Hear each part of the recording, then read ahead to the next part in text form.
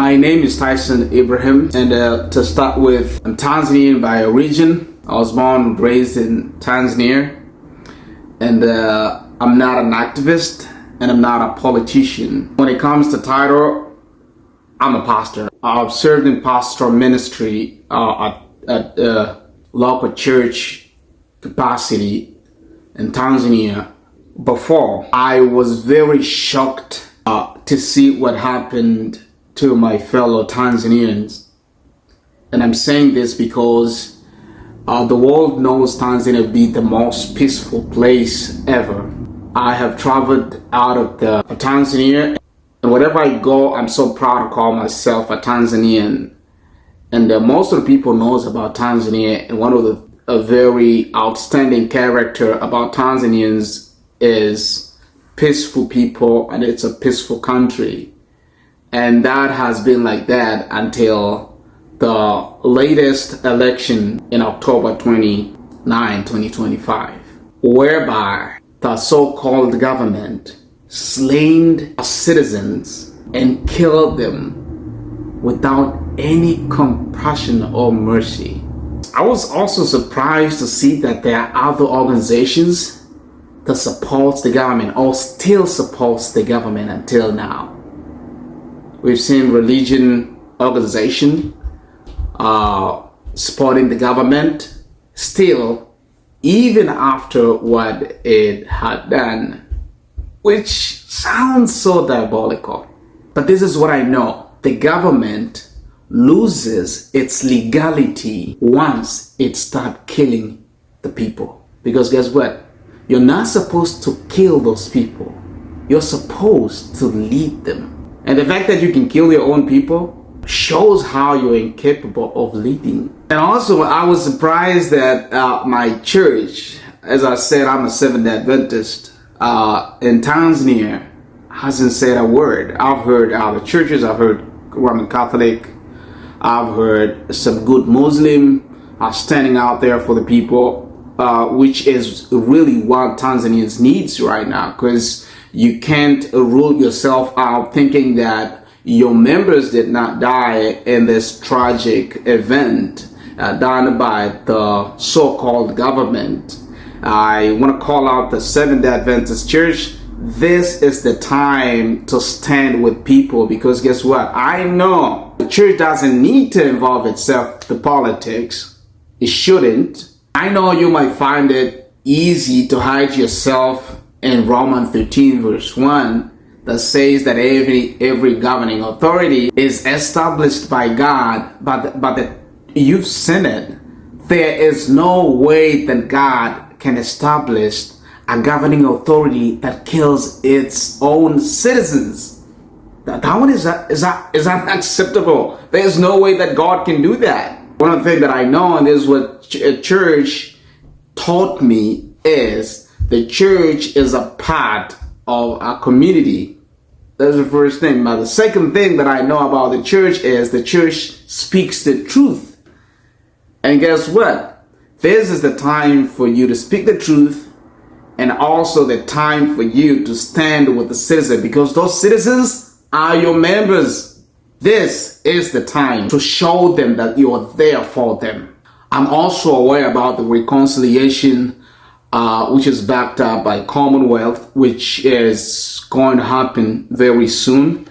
And the Commonwealth has chosen Chakwera, who is a former president, to go facilitate that. I would like to argue a little bit about that, because I don't think Chakwera is the right person. I have many Malawian friends who would tell you of diabolical and evil thing that Chakwera did in the government when he was a president that is actually similar to what Samia is doing to the government. So I don't even know who voted for Chakwera to be the person who is going to be in the middle of reconciliation. That is unacceptable, because it is allegedly also believed that Chakwera killed his own vice president because he seemed to be a threat to his government and things like that. So we're talking about a killer coming to be in the center of reconciliation with a killer who killed her own citizens. I think this is diabolical.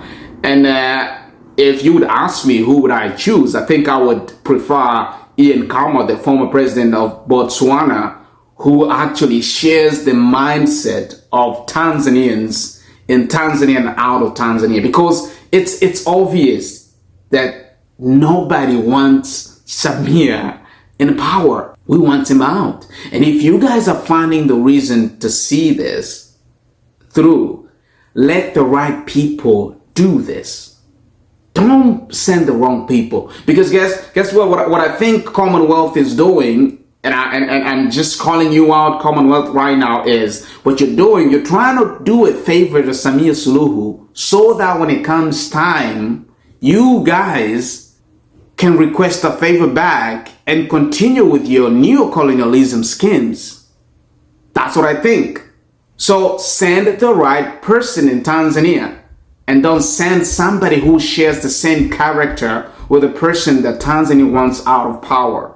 I also want to speak a little bit about the influential leaders in Tanzania who have supported the CCM party before and still supports the government that is illegally in power, that this is a time to clean yourself.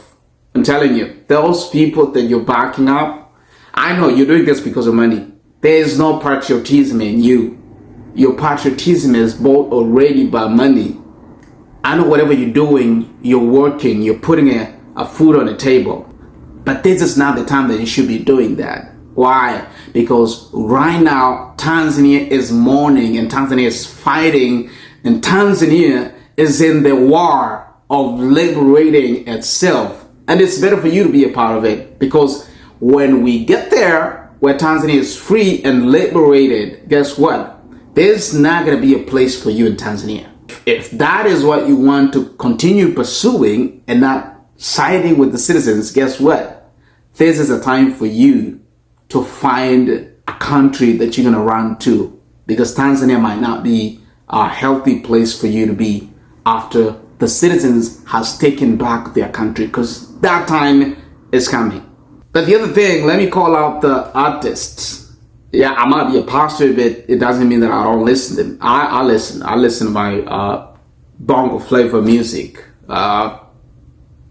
And I was very embarrassed to see that you guys would support the government that abducts people and kill people who speaks the truth in their own country. I was so astonished. There are a lot of people that I really respect, and I would take time listening to your music, but now I can't. But the thing is, you've shown us your loyalty. You're not loyal to Tanzanian people who are actually mostly your fan. Your fan base is built by Tanzanians people. And what I'm trying to say here is, those are the people that you would have sided with. And even after what has happened in October 28th, you guys still chose money over loyalty to your own people. I just want to tell you that all that has happened, and because you guys were part of it, there's no time that you guys are going to be in peace. You might try to fabricate that, but this is the truth I'm trying to tell you. Peace is not going to be one of the things that you guys are going to experience, because all that has happened, you have a hand on it. You used your fan base to lure people to support the illegal, cruel, and inhumane government, which is led by so-called Suluhu that many Tanzania don't recognize as their president. But I have an exit plan for you. What I think is, go back, apologize to Tanzanians authentically. Stop supporting this government, which you've seen what they can do. And maybe you won't understand until that happens to somebody that you know, somebody that you love, and start supporting Tanzanians. You musician, this is the time to compose songs to comfort Tanzanians, because they need that. If you really true artist and you're proud to be a Tanzanian, this is the time to show your loyalty to the people and not to this illegal and fake government. But at the end, I just want to finish this with my condolences to Tanzanians. This is a very tragic time.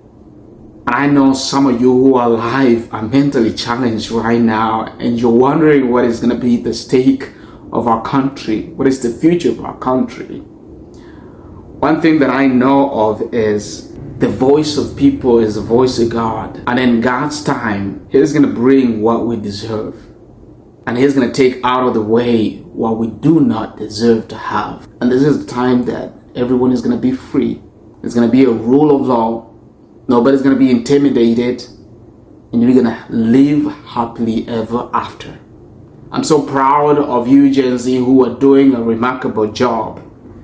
And those that died, I pray that God comfort the bereaved. And I know God is going to come through for us. My prayers are with you.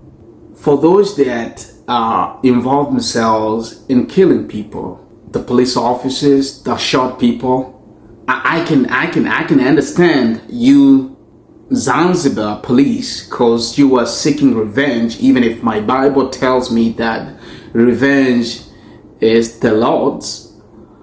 But those Tanzanian mainland police officer, I'm telling you guys, you will never be at peace.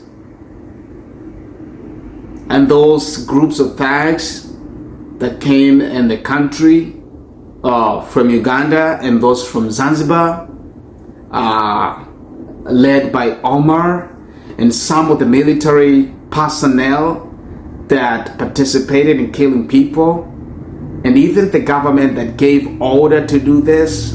Let me tell you something. The Tanzanian people might not have the strength to do you anything. They might not have guns to shoot you back. They might not have bombs to bomb you back. But guess what? The Tanzanian people are united and they have a same voice. They want their country back, which means that you're going to fall.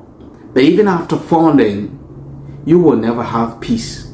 A curse is unto you. I know God forgives, but guess what?